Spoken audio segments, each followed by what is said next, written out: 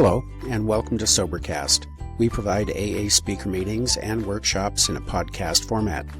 We are an ad-free podcast, and if you enjoy listening, please help us be self-supporting by visiting Sobercast.com, look for the donate link, and drop $1 or $2 into the virtual basket.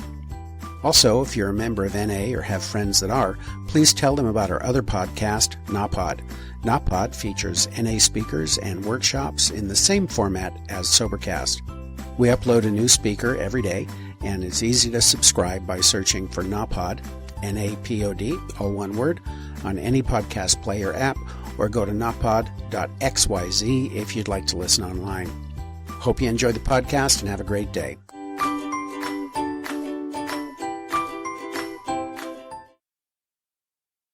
I'm Rick, alcoholic. Listening to the promises read. One of the things that happened to me early on was I got active. Not because I was trying to be good or work a program. I started doing 12-step work because it helped me. There was nothing noble about this. It was pure self-interest. It wasn't selfish because it wasn't without concern for others. But no question that I felt a relief almost immediately. And I knew I was going after this. I wasn't going to come in here and play around and just kind of half measure this thing. I'll tell you a couple things that happened to me along the way. Most of my talk will probably be about what's happened to me because I think that's what's really been significant for me. But I do want to tell you a little bit about how I was raised or how I grew up or how I didn't grow up. Maybe it'd be a better way to put it.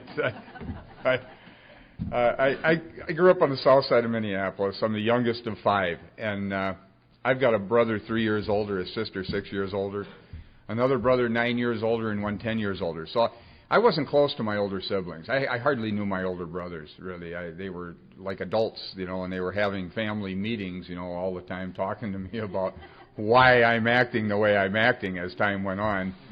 But I was in trouble a lot as a kid, and both my parents are drunks. My dad was drunk all the time when I was a kid. So I didn't know him very well. My mother I was relatively close to as a very young kid, but I was primarily raised by my sister Ann from about the time I was, I suppose, 8 years old on. My mother was working nights. My dad was drunk. He was working for the post office, sorting mail between Chicago and Minneapolis, and he used to run the mail on the trains. So he'd be gone for a week at a time, then he'd be home for a week.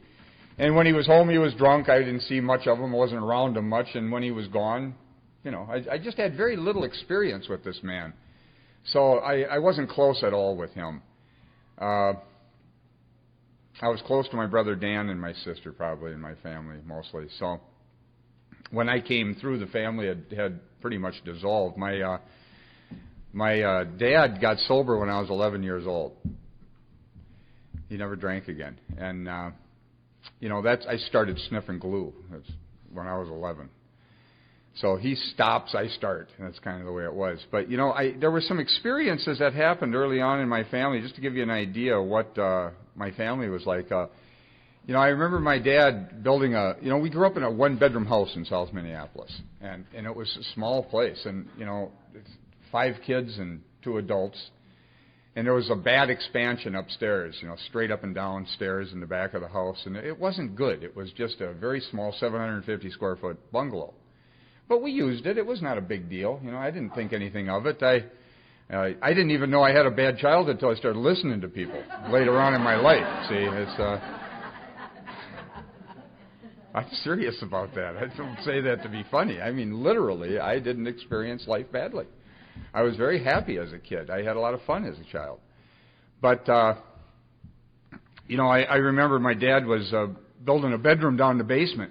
And we were wondering who was going to get the bedroom. See, one girl in the family, it's got to be Ann. She's going to get the bedroom, and we're going to have to double up. And I'm the youngest, so I knew I wasn't getting it. That was a given. But, I remember sitting there thinking about that and, wondering what was going on there. And it was amazing when my dad ended up down there. My mother wouldn't sleep with him anymore. It just amazed me. She had banished him to the basement, see. Now he's drunk, he's down in the basement. She doesn't want him upstairs. He makes a mess in the bathroom, that sort of thing. So So it was. I didn't think too much of it.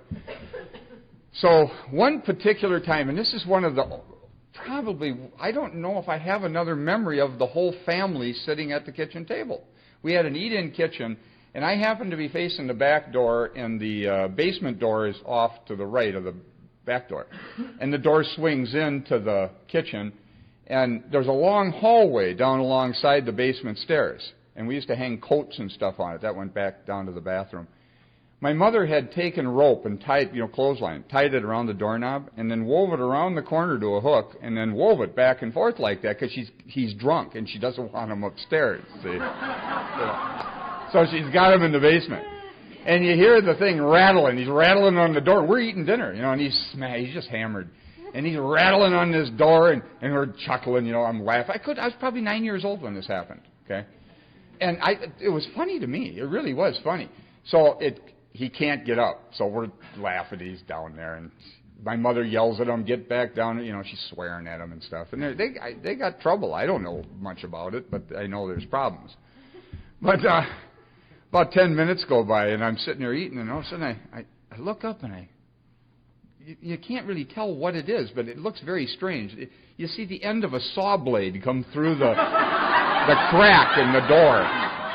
And he's sawing and all you see is the end of the blade, so it's just bizarre looking, Looking at that, and I'm thinking, what the heck? And then he gets the ropes cut, and he swings the door open. He does this grand entrance, and he's drunk. And I mean, he's hammered. He's about 5'10", weighs about 140 pounds at this point. He's been drunk for a long time.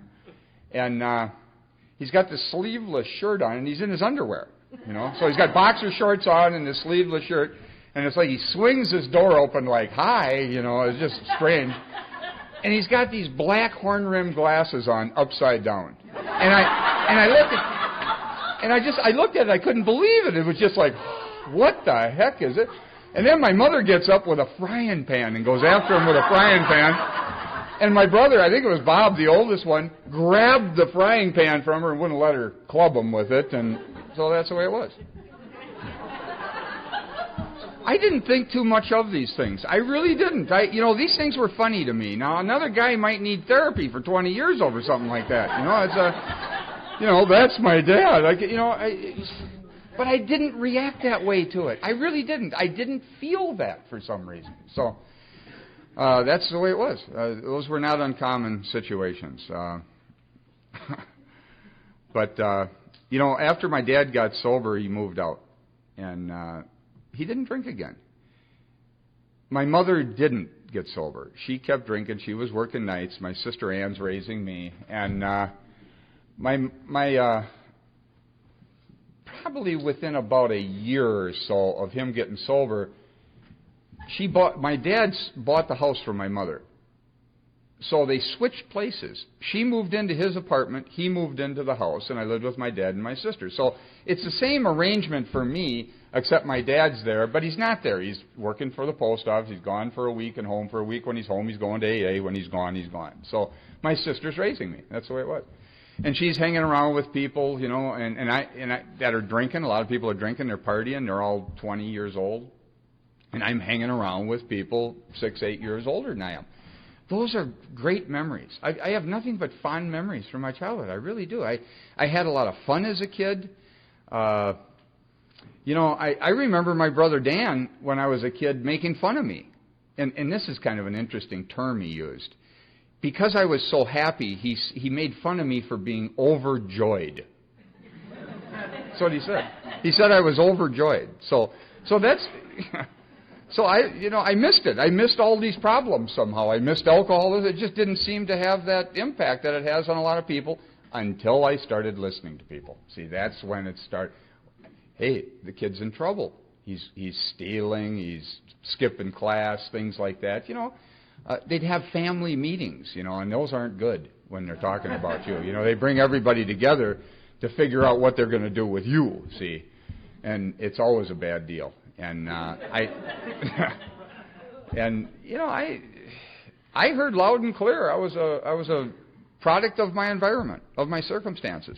Okay, I doubt that there's one thing that caused me more trouble in my life than that idea that somebody else is responsible. It's my circumstances.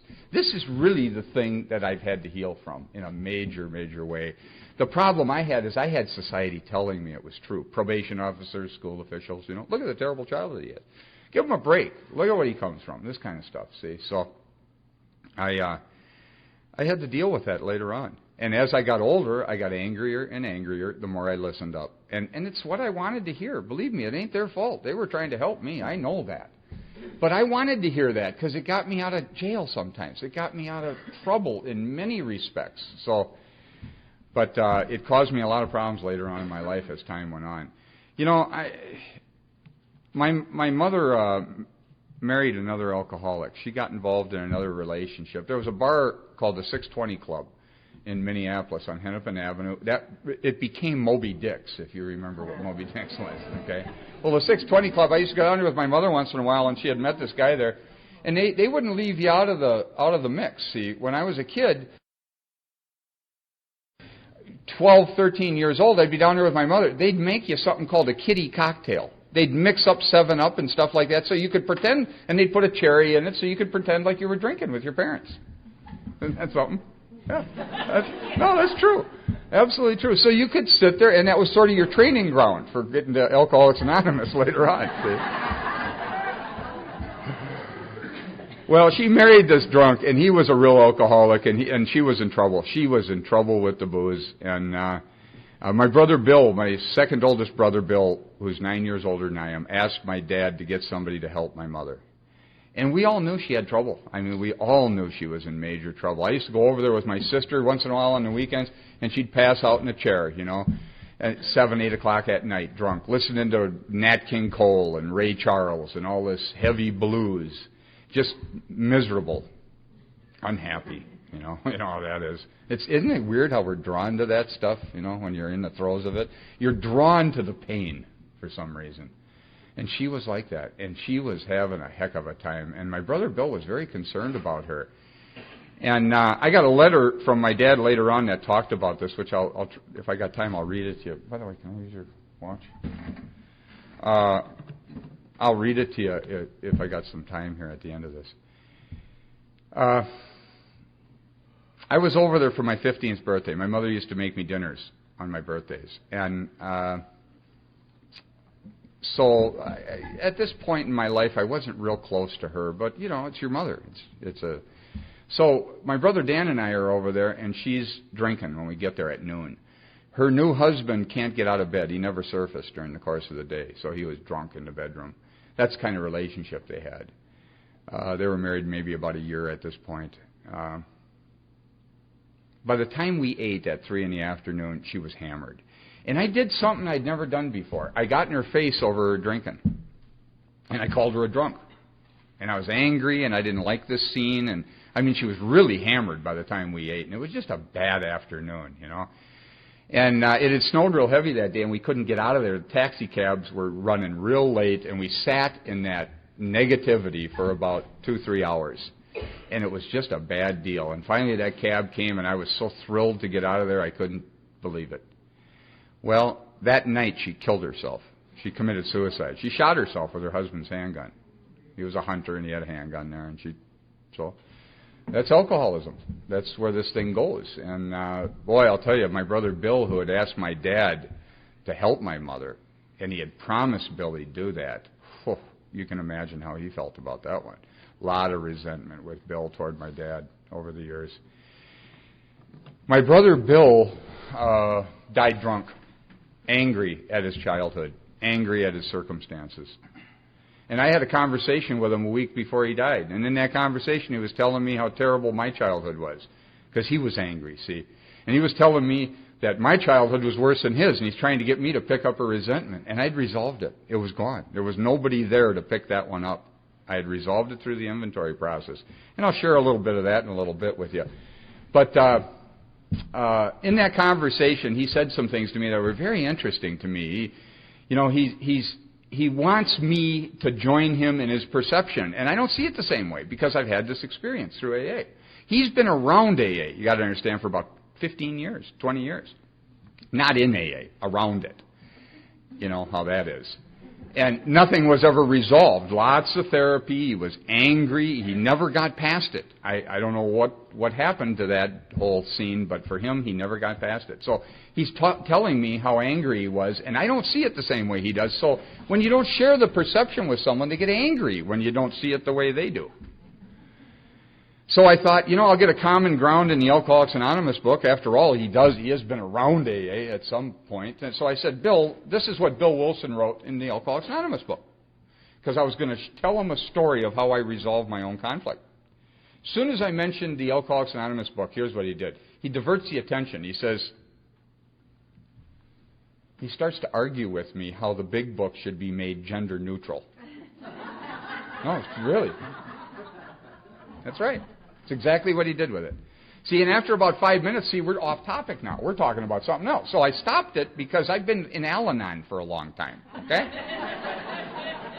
And I'm about 8 years sober at this point, and I'd been in Al-Anon that long too, see? So I saw what he was doing, and I stopped him and I said, look, Bill, if you're looking for conflict and controversy in the AA literature, you'll find it. If you're looking for healing, you'll find that too. What do you want to do? You want to argue about this stuff, or do you want to get well? I said, if you knew that your judgments toward our dad was hurting you, your judgmental attitude was hurting you, why would you want to keep it? You know what he said to me? Because I'm masochistic, I guess. Wow, how do you talk to that guy, huh? You can't, see? And I realized, I just said, give up, man. You're not going to convince this guy of anything. He's not ready. He's not interested in seeing anything in a new light. Well, I hung that phone up and I thought, how does this guy stay sober with all this hate in his heart? He had told me he'd been sober quite a while at that point. Found out that was a lie. A week later, he was dead. Ran his motorcycle through a brick wall. Yeah, right through the bricks at the Savoy Inn in downtown St. Paul. Hit those bricks. We got an autopsy report back, 0.15 or 17 alcohol content. So he was drunk. See, that's the problem here, is that it's very difficult to maintain any sort of sobriety with a head full of hate. I'm not saying it's impossible, because I've seen guys who've done it for long periods of time, and they don't have anything I want, I'll tell you that. It's unfortunate, but it is possible, but it's not an easy sobriety, and they're miserable, and they make everybody miserable around them. I don't want to do that. That's one that was not going to be my journey. I wanted to change in the worst way. So, I've seen alcoholism in a lot of its dimensions in my family. Here again, now people are talking to me. Look, give the kid a break. He comes from an alcoholic family, divorce, and now this suicide. I want to tell you something that happened early on in my life, which illustrates something, and it illustrates my mind. I don't tell these stories just for the sake of humor or anything. They have a point for me. I was 5 years old. I had a little cap gun. They gave me a little cap gun with rolls of caps, little dots of gunpowder, and you pull the trigger, little pop, see? I hated it. I don't like the little pop. I want the big explosion, see? So I found out if you take the roll of caps out of the gun, leave it rolled up and hit it with a hammer, the whole roll goes off at once, see? Now, this is impressive if you haven't tried it. Somebody handed me a roll not long ago, and I whacked it, and I'm telling you, I was surprised at the amount of explosion in that. So I'm going through a lot of caps, and my mother won't buy me any more caps. We're down at the shopping center. I'm with my brother Dan. He's 8. I am 5. I see him on the shelf. My mother's off shopping somewhere. I made a conscious decision to steal them. I'm 5. Don't like the little pop. Got to have the big deal. See, everything's done with enthusiasm. Seriously. I don't do anything without enthusiasm. In fact, drunks don't do anything without enthusiasm, except maybe the steps.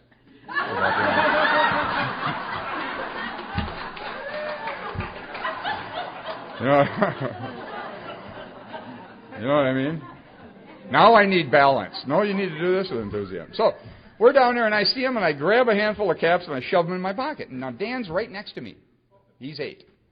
Grabbed another handful. There were these little boxes, and I was just going to put them in my pocket. And Dan says, Rick, that guy over there saw you. So I shoved them in his pocket, and he got caught. It's a true story. He says, I've been nervous around you ever since that experience. He told me that about 10 years ago. Well, wouldn't you be? How'd you like to be around a guy who's lying, stealing, and giving you the problem? And that, believe me, that didn't stop. I got caught. That was trouble. Years later, when I was in AA, this probably happened 18 years ago, when this experience, a guy came up to me after a meeting one time when I was speaking at or something. I don't remember what the deal was. And he says, I had an experience like yours when I was 5. I got caught stealing, and I never stole again. Now, we're both in AA, okay? He never stole again. Not me. I went on stealing and giving the problem to somebody else. Isn't that something? How come he changed and I didn't? We both ended up in AA, so it didn't mean much. But the fact of the matter is, I went on from that point with great enthusiasm, trying to give other people the problem. Unbelievable. Didn't want to take responsibility for anything that was going on. See, that's a common theme in my life, drunk or sober, is enthusiasm. It's just the way it is. See? So, what that has to do with my family, why I was like that, or my circumstances, or the events of my life, this all happened very early. 5 years old, I'm like this. So I had this sort of a personality long before I knew about alcoholism or trouble or divorce or suicide or anything else in my family. That's just a fact. So that was my journey, and it's been that way. I tell you just quickly, I don't like to spend a lot of time on drinking. I'll tell you how I drank. I drank enthusiastically. We'd get a keg of beer, right? 8-gallon keg. That's the right amount for 4 guys. 2 gallons apiece. If you don't know, that's equivalent to about 24 12-ounce cans each, or bottles. This is the way we divided it. I don't mean this to be funny. I mean literally, I thought this way. This is the way my mind is, see? So now you get the keg, you take it down the river, you throw it in somebody's living room, whatever. We drank out the river a lot, down the Mississippi River. And we'd take it down the hill and go down there and have a fire or whatever, and we'd drink. We'd stand around the keg, and as we drank with each other, we'd put each other down. That was the game, see? And, you'd cut your buddies down. And those were great opportunities to tell them exactly how you felt. Oh, I'm just kidding. Oh, really?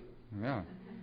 Well, I'll tell you, I was probably more honest at those moments than at any other time in my life, The honesty had come out about halfway through the keg. And pretty soon you'd be fist fighting, and honest to God, it was constant like this. And people don't want you around their houses and things like that when you're like this. See, my humor is sarcastic, it's negative, and it's cutting and directed at people. See, this is the mind I had to deal with when I got sober. So, I'm telling you, it was just a bad scene, and all the guys I hung around with were like this. It was just the way we were. So that's just the way it was, And when you've got a negative mind like that, you look for things to make you feel better. And of course, you'll find a woman or a man or whatever your circumstances are. And of course, Pam and I got together in my early 20s, and we had an 11-year relationship and 2 kids. And I remember thinking that I liked her look. She was a great-looking woman, and this is not Pam. Not that she's not a great-looking woman, but this is not her. We split up when I was newly sober, and I had 2 boys, 4 and 6 years old, and it was tough. It was tough. But I remember thinking that her looks would bring me some sort of satisfaction. Always looking for something outside of yourself to make yourself feel better. And what would happen is we'd be out at the bars, and other guys liked her too. See, and then I got a problem. Because I'm insecure, I don't get along with her, this guy's talking to her. Now there's a real problem with us. And I'm trying to control her and manipulate her and keep her out of those situations, and you'll put the guy down when he leaves to use the bathroom or something. Anything to try and solve your problem, see, outside of yourself. And then, of course, the more you try and control the person, the more they pull away. And it has exactly the opposite effect of what I wanted to have. I wouldn't even bring her out to the bars after a while because it was such a hassle, see, for me. Isn't that something? Yeah, try and control things. Doesn't work. She'd pull away, and then pretty soon you lose the relationship because of the way you're acting, see? And you have no idea what's going on. Well, this is the way it was with my relationships and with my life. And it's devastating. It's devastating. So that's the way my relationship with Pam was. And, her and I are good friends today. It took a while to clean that mess up. And, I'm really relatively close to her. I mean, she gives me birthday cards on my birthday. She's remarried. I go over to her house for Christmas and things like that, and for birthdays for the kids and that sort of thing. And it's never been a problem. Her and I have always been really decent with each other. And I'll tell you, it wasn't that way at first. I had to work at that a bit. I had to start doing what I said I was going to do when I said I'd be there. That sort of thing. I had to pay child support. I don't understand cheating people on child support. It makes no sense to me. Okay, I know a lot of us do that crap, because of the anger, because of the judgments. Bad idea. All you got is trouble when you start doing that sort of thing. I didn't have these problems with her. She was good with me. In fact, I've gotten to a point where a few years ago I was going to Mexico with one of my buddies, and her and her husband came along. You can attain that. That's real. That's a possibility. You don't have to have strained relationships with these people. When I changed, the whole game changed. The whole game changed. So, I want to tell you what happened to me with sobriety, because this is what's important to me today. When I came into Alcoholics Anonymous, there were a lot of things that led up to me coming in that I was trying to get my family back. I was trying to get Pam and the kids to come back, and we were really strained. This is right at the end of my using. And I'm trying to go to an outpatient treatment program with no interest in stopping. I just want my stuff back. I want my family back. I want my house back. I lost the house we were living in, $50,000 in equity in one property, lost it in a foreclosure. Losing a business. I had a business in downtown Minneapolis called Chicago Supply Company, antique plumbing fixtures. We used to buy and sell anything, and guys are trafficking heroin and cocaine and speed from the West Coast. They're selling it through my place, see. So now I got the pimps and the pornography and the prostitutes and the whole thing's in my store. Nice scene, And Pam's trying to raise a family with a lunatic, with an absolute madman. Can you imagine? I can't understand why I got trouble. Our phones are tapped. There's all kinds of craziness going on. So I'm trying to get my family back because we're strained. There's trouble. And I go to an outpatient treatment program, and I'm a madman. I'm absolutely out of touch with reality. I'm not outpatient material. I need to be locked off the streets, is what, And we used to do a lot of illegal things, because you do illegal things when you're with this crowd, see. And we used to guys needed new identities, and we'd make up birth certificates. And I had an impression stamp, and I could stamp them, and I wanted Social Security cards to go with it. So after a treatment center group, I go across the street to a Social Security office with the intention of planting records in their files. And it's just, I don't even want to tell the story. It's so absurd. But while I was in there burglarizing this place, the police came, and I went up in the ceiling and hid from them for 2.5 days. Okay? It got my attention. Okay? I was 35 years old. I've lost my family. I've lost my house. I've lost my money. I'm losing my business. That's on its way out. And it looks like I'm going to go to prison for a long time. See, not an uncommon position, but this one got my attention because I realized something that people had said to me for years. You're out of control. Now, why does a guy got to go to this level before he can see it? I don't know. Some people can see it earlier. I couldn't. I just simply wasn't willing to give up. I couldn't give up. I was solving my problems, and every time I solved a problem, it got worse. It didn't get better. You ever had that experience? Literally. And I'm a militant atheist. I don't believe in God. I was raised as a teenager by a friend of my dad's who was a communist. These guys were labor organizers, and I got all these communist, atheistic ideas. Man, oh man, oh man, you're going to solve your problems. When good things happen to you, I take the credit. When bad things happen to me, I give you the credit. That's the way this atheist operated, see. This is tough. This is the mind I had to deal with, see. But I saw very clearly that I was out of control and that it was only a matter of time, even if I got out of this jam, that I was going to go to prison for a long time. I knew it. I could not do the things I was doing. I had no choice. I had lost the power of choice, not only in drink, as it says on page 24, but in whether I do the things I was doing. I was out of control, and I saw it for the first time in that ceiling. I got out of there, and I went into a treatment center, hiding out from the cops, of course, that sort of thing. And I went in there, and 3 weeks in, and I come off a lot of withdrawals, and it was a bad deal, see. And I'm lying in a bed one night, and I'm thinking about my life, and it's a mess. And I'm afraid that I'm going to prison on this deal, and I got lots of fears. I'm just at a bottom. And I'm laying there, and I'm thinking my house is gone. I lost all my money. I lost my family. Pam took the kids and left. Everything's a mess. And I said, I'll do anything not to live like this again. And I meant anything. There were no conditions on this. I said, I'll do anything. No conditions. As soon as I said it, I started to have an experience. I'm a militant atheist, and I have this happen to me. It's like somebody plugged me into a light socket. Rushes going through my body from head to toe. I'm looking up at the ceiling in a bed like this. I feel these waves of it. It's just like electricity going through me. I feel this peace come over me with a sense that everything will be okay if you just stick to the commitment you just made, meaning I'll do anything. Now, nothing was okay. Everything was a mess. But I knew it was true. I get 2 words in my head that just about flipped me right out of the bed. Jesus Christ. And I said, oh, no, not me. No. I got so many judgments against these. These are not terms that are in my mind. I don't think this way. And I said, no. It was way beyond what I could handle. I just couldn't take it. I said, no. And when I said it and I pushed it out of my mind, the experience ended. I knew something significant happened to me that day. I didn't know what it was. But I do today. I've never had trouble staying sober since that moment. The compulsion was removed, and it was shut off like a switch. That happened in September of '87, and it's never come back, and it's simply gone.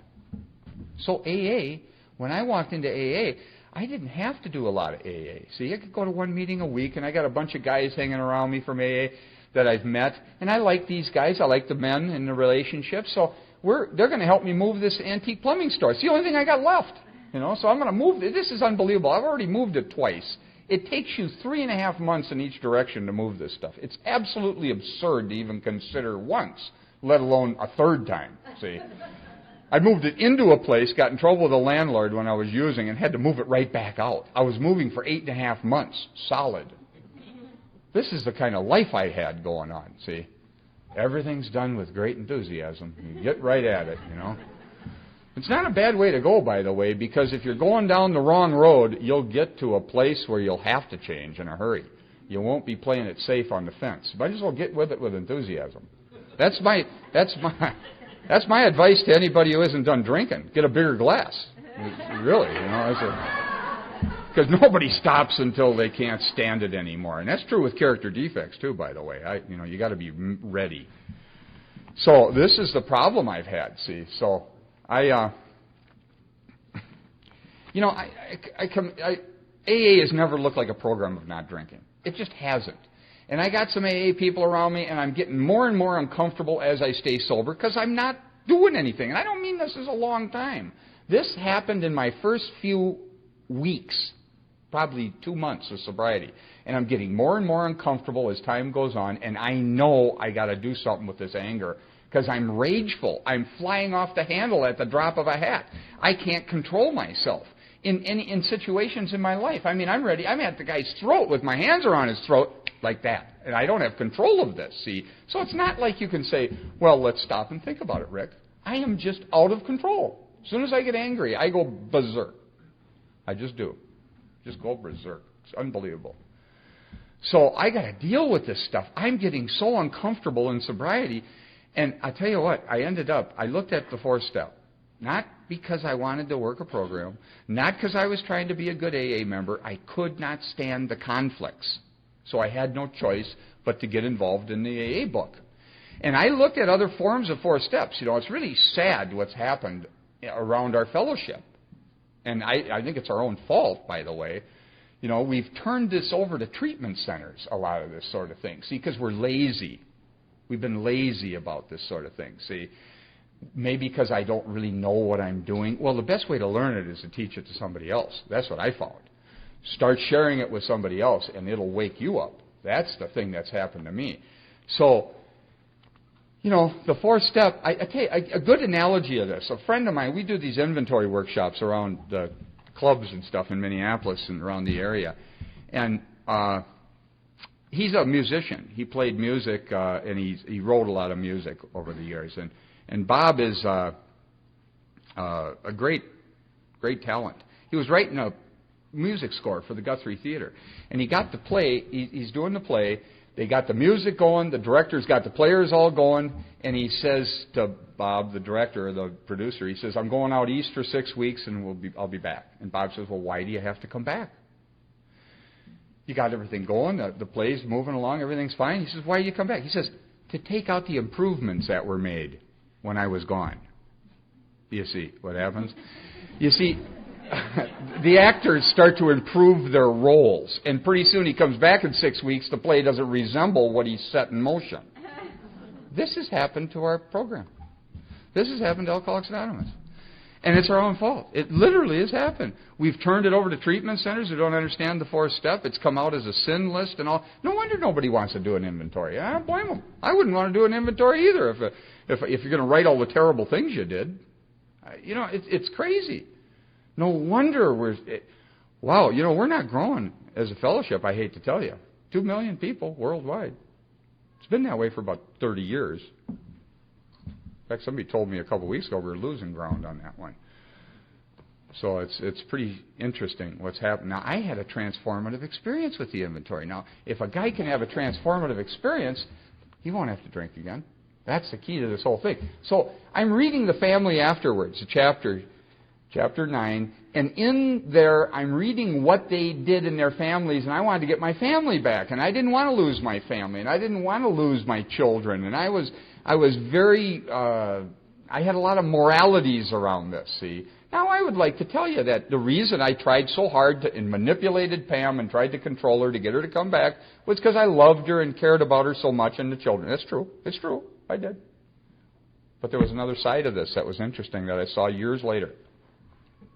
I had tremendous resentment toward my dad for what he did to his family when I was a kid. And I didn't want to do to my family what my dad did to his, so I'd have done anything to get her back because I knew those judgments would come on me. I don't know how I knew it, but I knew it. So I was very manipulative and controlling and pushy with her. Oh, yeah. There was another element to that I didn't see till a long time later through inventory. So I've had to take a look at this stuff. And I opened the big book and I started reading chapter 5. In chapter 5 it says, rarely have we seen a person fail who has thoroughly followed our path. Those who do not recover are people who cannot or will not completely give themselves to this simple program. What does that mean? I'll try these ideas. I'll practice these ideas in my life. I'll apply it to my life. Regardless of what I think about them, I'll try it. So who are these people who won't stay sober? Usually men and women who are constitutionally incapable of being honest with themselves. You know how I heard that? Honest with everybody else. I did. Honest to God, I'm sorry to report that, but it's true. And I'll tell you what I've realized over the years, I got lots of company on that. Honest with everybody else. Then I set out to become rigidly honest with others. You know what I realized? I can be very honest with you and very dishonest with myself. I didn't know that. And if somebody would have said it to me, I'd have said, you're crazy. I don't lie to myself. I lie to other people. That wasn't news. But I tell myself the truth, how little I'd looked. You know what I realized? We're talking about self-deception if you get into this a little further, see? Self-deception.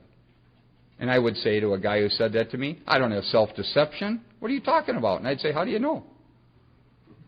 How do you know? Isn't self-deception the guy who's got it don't know it?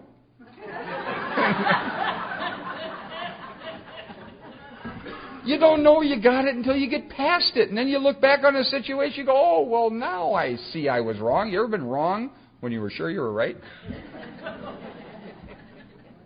I was drinking with a guy one time in my living room, just me and him. He was a friend of a friend. I didn't know him well. I just met him that day. I was probably 19 years old when this happened. Next day, I'm out $20. That's like $100 today. It was a lot of money to me at the time. I thought, this guy ripped me off. No question about it. We didn't buy food. We didn't order anything. We didn't leave the house. I'm out this money. So I called up people who knew him. I said, this guy ripped me off. What do you know about him? Nobody knew him real well for some reason. A couple months went by. I found my money. I hid it somewhere when I was drunk. Forgot where I put it. So clearly I'm wrong, and I was sure I was right. Everything pointed to me being right, and here it is, I'm clearly wrong. Well, if I've had an experience like that where I've been wrong when I was sure I was right, how many things could I be wrong about right now as I stand here? You ever thought about that? I could be wrong about a lot of things. I might be living under the illusion I'm right, and I just haven't found out yet. Why do I bring this up? This is the essence of inventory in Alcoholics Anonymous. It's about getting honest with yourself. Because I was very dishonest. I was telling myself stories to justify my anger. And that's what the inventory becomes. See, they go on. It's kind of interesting because they say selfishness, self-centeredness, that we think is the root of our troubles. Really? I never would have thought of that. Never in my wildest dreams. Yet I'd been told I was selfish all my life. I didn't know what the word meant. I think my dad thought he was getting through to me somehow, but I didn't understand what the words meant. So I looked the word selfish up in the dictionary, and this is what Webster said. Concerned excessively or exclusively with oneself. Seeking or concentrating on one's own advantage, pleasure, or well-being without regard for others. That's what it said at the end, without regard for others. So AA couldn't possibly be a selfish program. That's absurd. Because the whole purpose of AA is to have concern for others, see? And that's what it said. So I'm always looking for an advantage, some pleasure, some well-being. And in achieving that, I'm not concerned in how I get that, how it affects you. Now, it's not that I don't care about other people. I did care about other people. I didn't even consider them. Do you see the difference? I didn't even consider them. Why? Because I'm concerned excessively and exclusively with what I want. And I get this tunnel vision, and when I'm after it, people get caught up in the craziness, and when I get what I want, you're going to lose something. And what happens is people react to that selfishness. That's why selfishness is the problem, see? And then I'd look at their reaction. And, of course, look at the way they're treating me, see? And they are treating me badly. They're avoiding me. They're aggressively getting in my face because I'm enthusiastic when I do it. I'm not just sort of selfish. I do it with enthusiasm. And I got no awareness I'm like this at all. So people are reacting. They're avoiding me. They're in my face, sometimes physically. Maybe they gossip about me, all kinds of things. And then I look at them and I think, what a bunch of jerks. Look at the way they're treating me. And they are treating me badly. And then I get my friend, Bob, and I tell him the story in just the right way so Bob will agree with me. You know how you do that, don't you? You exaggerate certain points, you minimize other points, till you get the story just right so they'll agree with you, and then we hate you together. Yeah. That's why selfishness is the problem. You end up with resentment if you're selfish, see? And I did it with enthusiasm. So I had unconditional hate. I hated everybody. And it looked reasonable. And it looked like it was their fault. And I felt like I had no... It had nothing to do with me. It was all them. And I'm telling you, the circumstances of my life proved it out to me in many ways over and over and over. Selfishness is the problem. This amazed me when I started to see it. See? The problem is I ended up with a lot of resentment. And the resentment hurts me, not the guy I'm angry at. It's like looking at my dad and saying, well, Dad, I see what a jerk you've been to me all my life. I think I'll hold negative thoughts in my mind and hurt myself. Well, that's brilliant, isn't it? I'll show you I'll kill me. It's unbelievable. The insanity of the human mind and its ability to destroy itself is absolutely phenomenal in my mind. I have seen this in myself over and over and over. Literally destroying myself because I'm angry at you.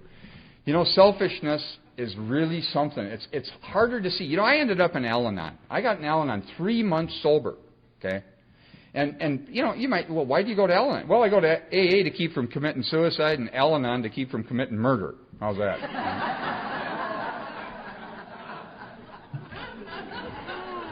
That sums it up pretty good, I'll tell you that,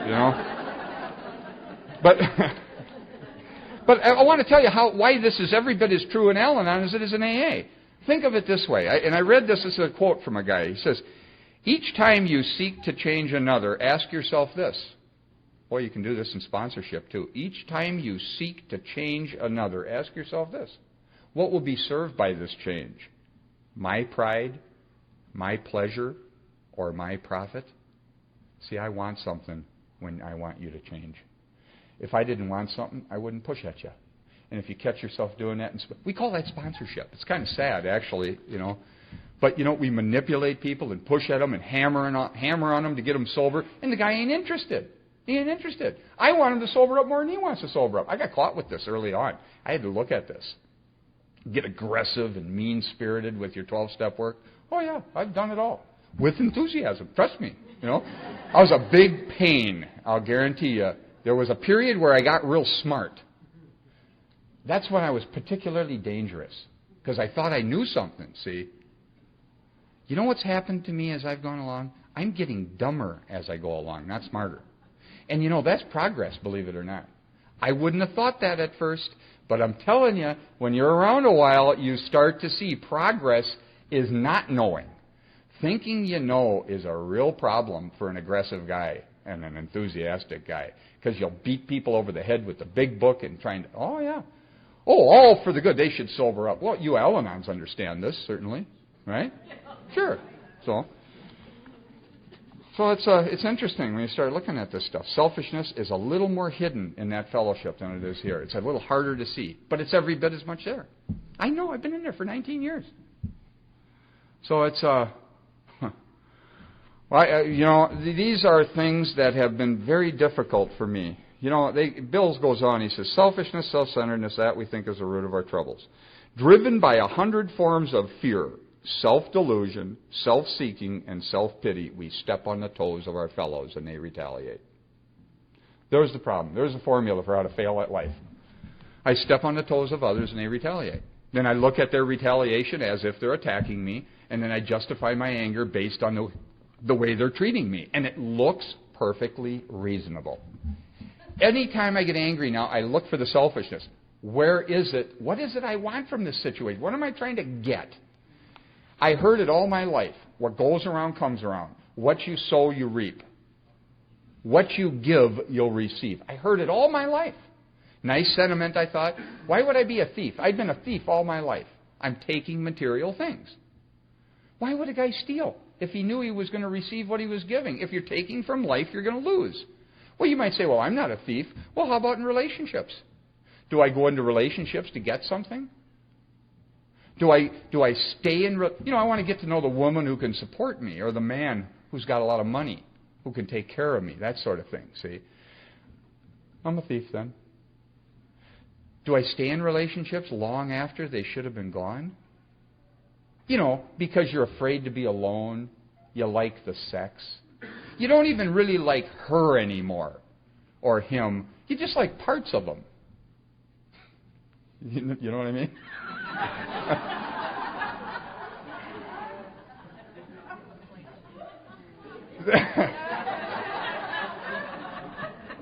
Maybe a little too much.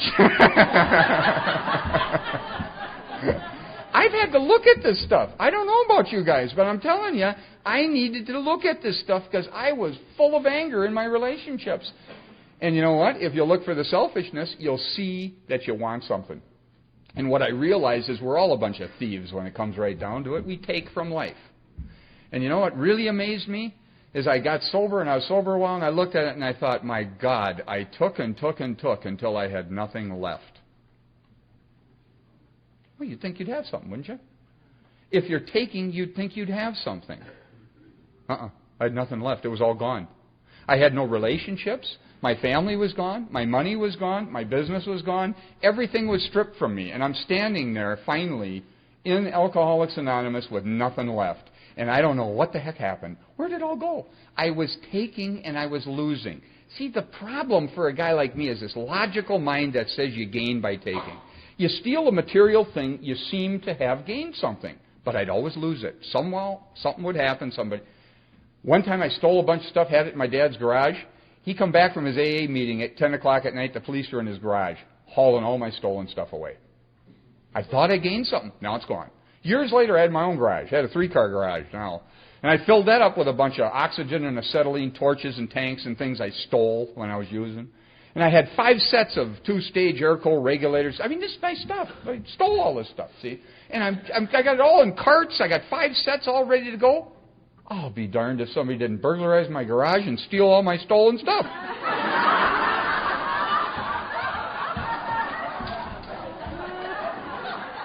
You think you gained, but it's gone again. You manipulate her to come back one more time, and she leaves again because nothing's changed. The same guy's there. See, can't hang on to anything. I took and took and took until I had nothing left. Wow. This will destroy you. And I didn't see it. See, I've been particularly stupid in this area. I'm not proud of this. I'm not proud of the way I've been. I've been mean-spirited around and aggressively against spirituality. I mean, you know, a militant atheist, Jehovah's Witness would come to the door and I'd come on in, we'll talk, you know, and I'd start hammering on them, you know. I'm not proud of it. I'm telling you, 10 minutes with me and you'd be running down the block, man. Aggressive, enthusiastic. You can use your enthusiasm to either hurt yourself or help yourself. What I've learned, and I mean this very sincerely, what I've learned out of the last 19 years of being here is how to not hurt myself. That's what I've learned. Everything else has been about unlearning. It's been all about undoing, not doing. It's been about letting go, not addition. It's subtraction. And I realized the more I subtracted, the more my spirituality emerged. I didn't have to do something to be spiritual. I had to undo something to be spiritual. I was covering my spirituality with the negative, angry, bitter thinking. So it wasn't about doing at all. It was about undoing. You don't have to earn it. You don't have to do good works or anything like that. You just have to let go of what you're not, and what will emerge is what you are. It's like with problems. You ever think about problems? I could not solve my problems. I got to a point where I couldn't solve my problems. You know what I realized the problem is? My need to solve it. Dead serious. I mean that. You look at it and see if it isn't true. I couldn't believe it when I saw it. If I didn't have a need to solve the problem, I wouldn't have the problem. My need to solve it is what the problem is. And you know what's happened to me? I don't have any problems anymore. They come, I look at them, and I don't pick them up and start massaging them. Just let them go, and they'll go away. Don't play with it in your thoughts. It's absolutely true for me. I mean, this is not funny for me in a sense. I mean this very literally, it's true. And you must know it's true too, or you wouldn't be laughing about it. I'm telling you, your car breaks down, that's a problem. Another guy wouldn't even look at it. You get on a bus, doesn't even have a car, don't need a car. I need a car, I got a problem. It's my need to solve that problem that causes me to have the problem. So these are things that I've had to deal with. You know, I want to tell you, I just want to give you a little bit of what happened with my dad. Because I got sober, I had to deal with that relationship. And I hated this man for all of my life, except my early childhood, before I started listening to people. See, before I started listening to how bad my childhood was, I was having fun, I was excited, I was happy. Then they started in, and I went, great, that's great news. Now I got great justification for my contempt and my judgments. And I watched a lot of TV shows, Leave It to Beaver, you know. So I had role models for my dad. And if he doesn't live up to my expectations, I'm going to hate him. You ever thought about that? I hate people for my expectations of them. It has nothing to do with them, really. It's all my judgments and my expectations, and that's why I hate people. They don't live up to my demands. See? But, you know, people who see themselves as whole don't make demands. So it's only when you see yourself as lacking that you make demands on other people. See? We do it in relationships all the time. I'm going to get you to satisfy me somehow. Oh, man, what a failure that'll be in a relationship. You know how I learned how to love? Grizzly Adams. Yeah. I was watching Grizzly Adams when I was a kid. I'm serious. The mountain man with the big beard and the bear, and he's walking out in the field with the bear, and somebody comes up to him and says, "Hey, Grizzly," meaning the man, "why don't you tie the bear up?" And he says, "If the bear don't want to be here, I don't want to keep him." Ooh. You know, that rang in me as a kid. And I remembered it years later after I got sober. Can I do that in relationships? Hey, if Pam don't want to be here, I don't want to keep her. Why would I want to keep somebody who doesn't want to be with me? Why would I want? Because I'm selfish. Because I want what I want. Because I'm afraid to be alone. There it is. There it is. If she don't want to be here, I don't want to keep her. Now, people think that isn't love. That is love. That is love. That's the truest form of it. Leave people be, and they'll want to be around you. But if you push at them, you'll drive them right away, and then you'll blame them for it. See, that's what I did with Pam. That's exactly what I did. So I had this relationship with my dad. I had to deal with it. See, and I got expectations of him, and I got demands on him, and I started taking inventory, like the big book says. You know, write down your story you tell yourself that justifies your anger. They give you 3 columns on page 65. That's just a story. It's a 4-column inventory. There's another column in the middle of page 67 where you ask yourself some questions, putting out of your mind the wrongs they did. You ask God to help you see it differently first. That's important. God, I need to see this differently. Now I put out of my mind the wrongs others had done and look for where I made mistakes in that relationship. And the questions are where the mistakes are. Where had I been selfish in my relationship? Where had I been dishonest, self-seeking, and frightened? See, you've got to put out of your mind the wrongs others had done, or you keep justifying why you did what you did by what they did. That's what I had to stop doing. So they ask you to write your story down first. You got to know what your story is to see if it's accurate. Because they knew there's a tendency to exaggerate certain points and minimize other points to justify your anger. See? They knew this. So this inventory comes out this way, where you first write your story down and then ask the right questions, asking God to help you see it differently. That's literally how simple it basically is. See? When I did this with my dad, you know what I saw? I saw that I hadn't even talked to the man in 15 years. He didn't want to talk to me. I was a lunatic. The only time I called him was to get me out of jail. You know, sugar daddy. Then blame him for why I'm in jail. You know, like it's your fault I'm in here. Angry. Nice, huh? So he had told me, I don't want to talk to you anymore. You want help? I'll help you. He was sober for 20 years. He says, I'll help you if you want help, but I'm not bailing you out anymore. See, I'm done. I've had it. So I was hurt by that. I was angry. You know, you should have all that crap, the expectations you got, see. So I start looking at inventory through these columns, and you know what I realized as time went on and I did this inventory? I hadn't talked to him in 15 years. The last 5 years of my using, I made choices and decisions and my life fell apart. I lost my family, I lost my business, I lost my house, I lost everything I valued, almost my freedom.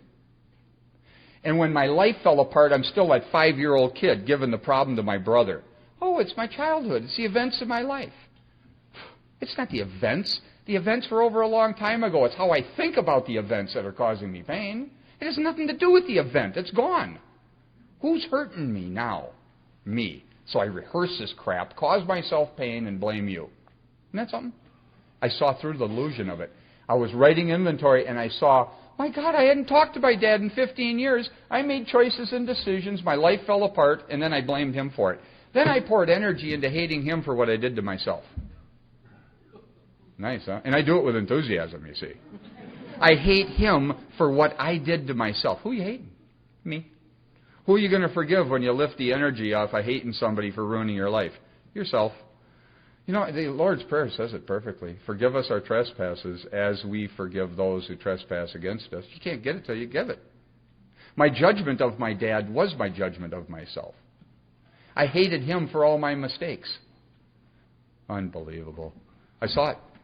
That's all that mattered, was I saw through the story. I didn't see that I was bad. You know what I saw taking inventory? I was wrong. The stories I told myself weren't accurate. And if your stories aren't accurate, your anger is not justified. And if your anger is not justified, how are you going to stay angry? That's literally what happened to me through inventory. So I sat down and I wrote my dad a letter. And I thanked him for staying sober from the time I was 11, hoping I could walk in his shoes in recovery rather than insanity like I had. And I let somebody read that letter because I didn't trust myself. And the guy who read it looked at me and he says, send it. Don't change a word. The anger was gone. Lifelong resentment was changed through inventory. And it was gone, and it's never come back. You know, that's how an atheist comes to believe. I took actions I didn't believe in and got results I couldn't deny. That's what's happened to me here. I took actions that made no sense, and the results I couldn't explain away. And even an atheist has trouble explaining it away after a while, because you realize, my God, I'm not doing this. Somebody's helping me, and I don't know what's going on. My life got to be very mystical. This all happened within the first few months of my sobriety. So this letter I'm going to read that my dad sent me back. I sent that letter off. I get this back from him. I didn't know a lot about this. This is a man who never talked of his emotions. This is a man who swept his alcoholism under a rug. If you've done that, talk to your family. I'm telling you, my brother Bill was extremely angry at my dad for not talking to him and acknowledging that something happened.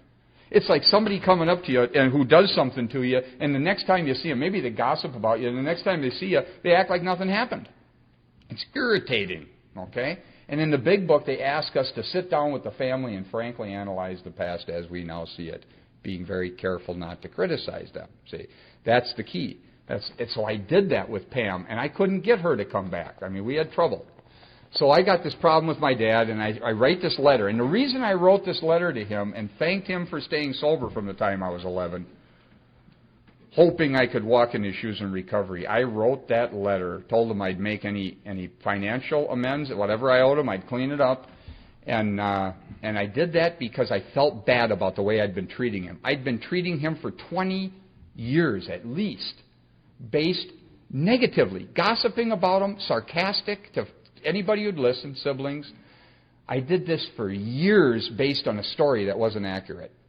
I felt terrible about that, so I wrote him that letter. And this is what I got back. I think I got time to do this, don't I?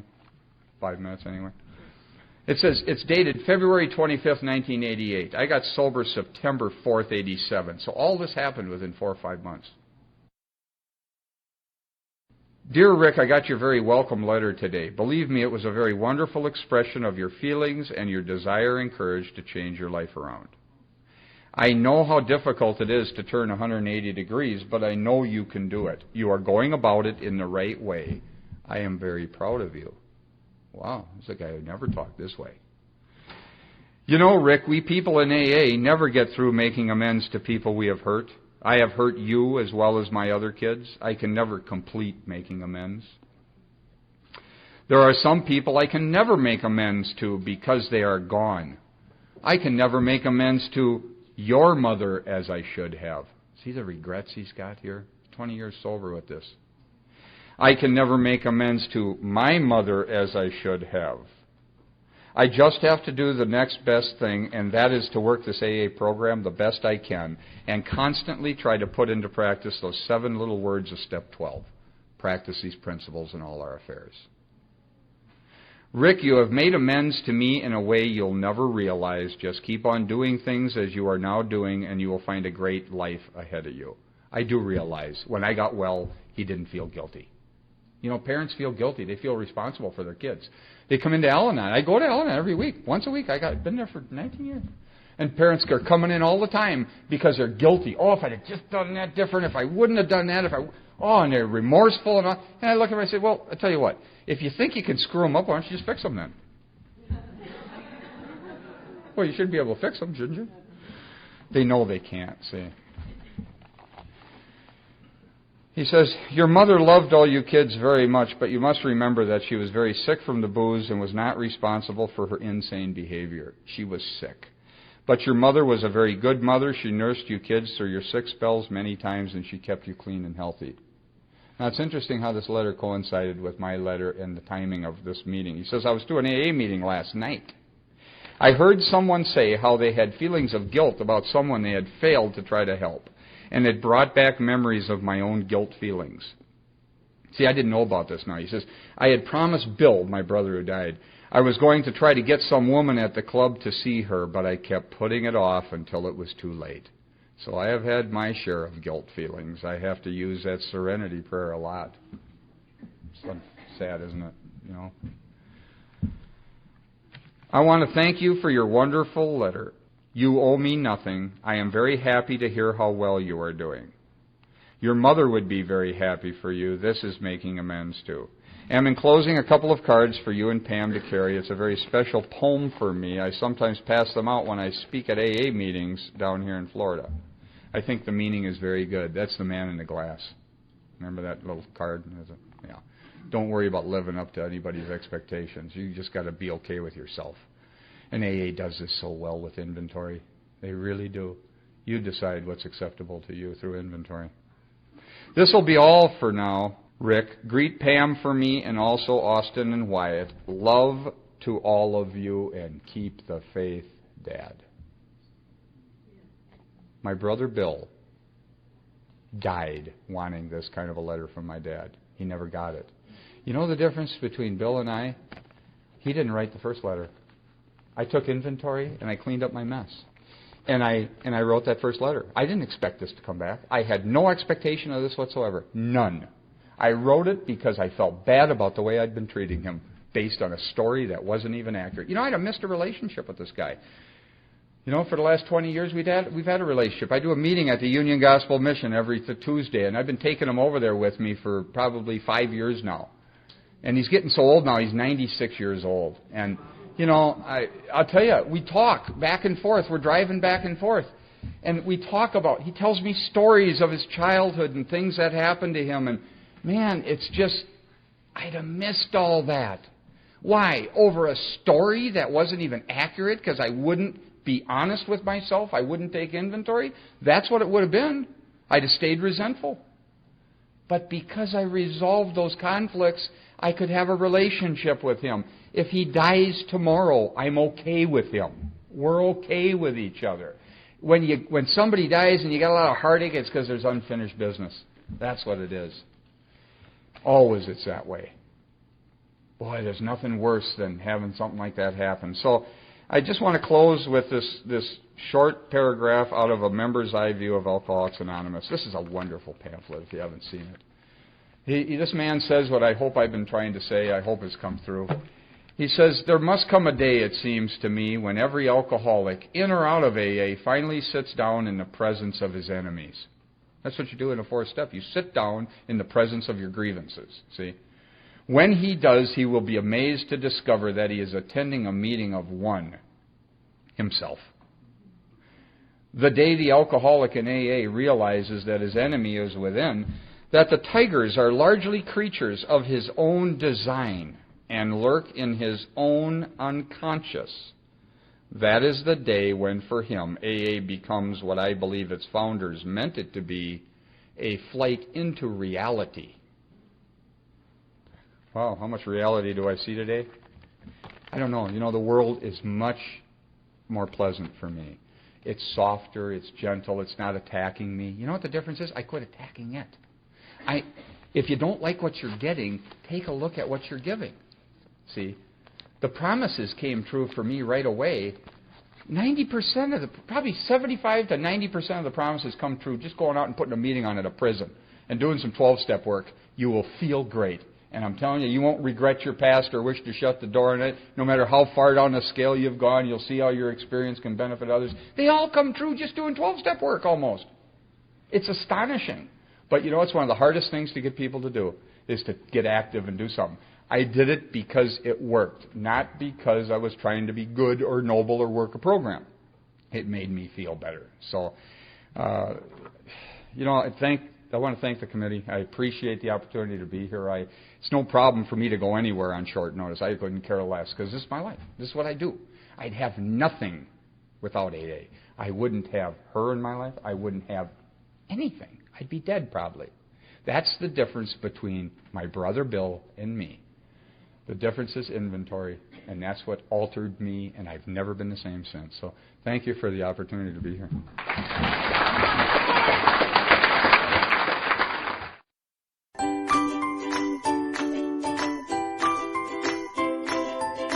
Thanks for listening. I hope you enjoyed the podcast. Sobercast is ad-free, and we'd like your help in order to keep it that way.